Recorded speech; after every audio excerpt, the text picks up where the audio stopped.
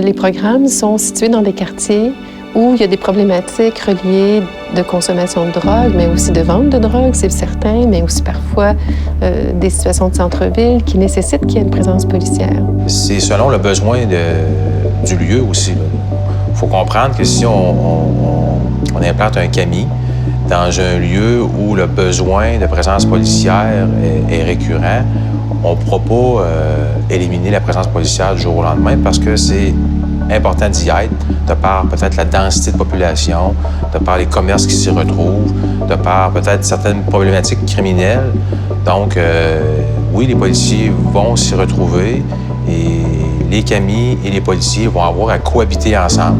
Lorsque les policiers interviennent autour d'un centre d'accès au matériel d'injection, ça peut faire en sorte que des personnes qui voudraient avoir accès au service n'osent plus y aller parce qu'ils voient que la police est parquée et garée devant le centre. Pour les policiers, c'est des zones, souvent les centres sont situés dans des milieux qui sont plus criminogènes, qui ont plus de désordre public.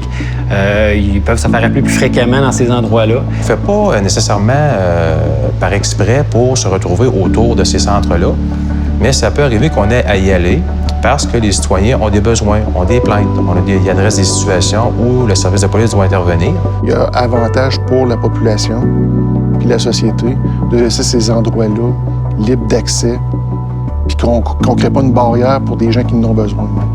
Les policiers du secteur ont la consigne de ne pas se retrouver autour de ces centres-là de façon volontaire, justement, pour permettre aux utilisateurs d'accéder à des seringues propres.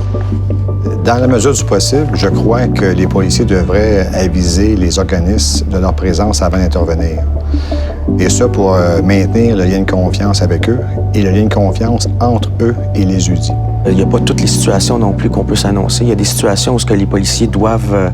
il y a une urgence d'agir ou, je donne un exemple, au niveau d'une poursuite active ou ces affaires-là, où c'est difficile pour nous autres d'arriver puis prendre le téléphone ou trouver un moyen de communication pour dire, bien là, on va faire une intervention. Mais je crois sincèrement que oui, on doit le faire quand on est capable de le faire. Ça va préparer les personnes à l'intérieur, ça va préparer les interventions, puis ça va probablement aider les policiers dans leurs interventions, puis l'intervention va être de plus grande qualité à ce moment-là. Si la police débarque parce qu'il cherche quelqu'un, parce qu'il a fait un vol à côté, t'es laisse faire le job. Puis si moi, je sais, regarde, tu viens pas te cacher ici, là, je suis désolée. Comme intervenant, on est beaucoup mieux de se tenir à distance parce que il risque d'avoir une escalade aussi. Si en plus, il y a plusieurs intervenants qui s'en mêlent, là, alors c'est sûr que c'est mieux d'observer de façon tacite. Et puis, si on constate des choses par rapport à l'intervention, alors c'est là qu'il est important d'avoir des ententes de collaboration avec le corps de police, un répondant qu'on peut dire, regardez, il y a eu une intervention, il y a eu usage de la force chez moi, je crois que c'est pas tout à fait adéquat, mais on peut en discuter avec un commandant ou quelqu'un en autorité là, dans le corps de police. Quand on intervient auprès d'une personne intoxiquée, il faut comprendre que cette personne-là est un petit peu imprévisible, instable, des fois même agressive. Donc, afin d'assurer notre sécurité et la sécurité de la personne, on peut intervenir à plusieurs personnes afin d'éviter des blessures. Souvent, à la perception de l'intervention, on pense que c'est de l'abus policier, mais au contraire, on est là pour protéger l'individu, pour s'assurer qu'il n'y a pas de blessure. C'est comme ça que c'est enseigné dans les écoles, dans les protocoles d'intervention. Mais cette intervention à plusieurs, cet usage de la force dans le public peut être très mal perçu si on n'est pas conscient que c'est des protocoles, c'est des façons d'intervenir de la police. Et c'est ça aussi qui est le jeu le plus efficace pour protéger l'ensemble des gens impliqués. Il y a tellement de facteurs. On peut pas arriver qu'un cadre dire dans les cas de quelqu'un qui est en train de s'injecter, on agit de telle façon. C'est impossible. C'est impossible. Chaque utilisateur est différent.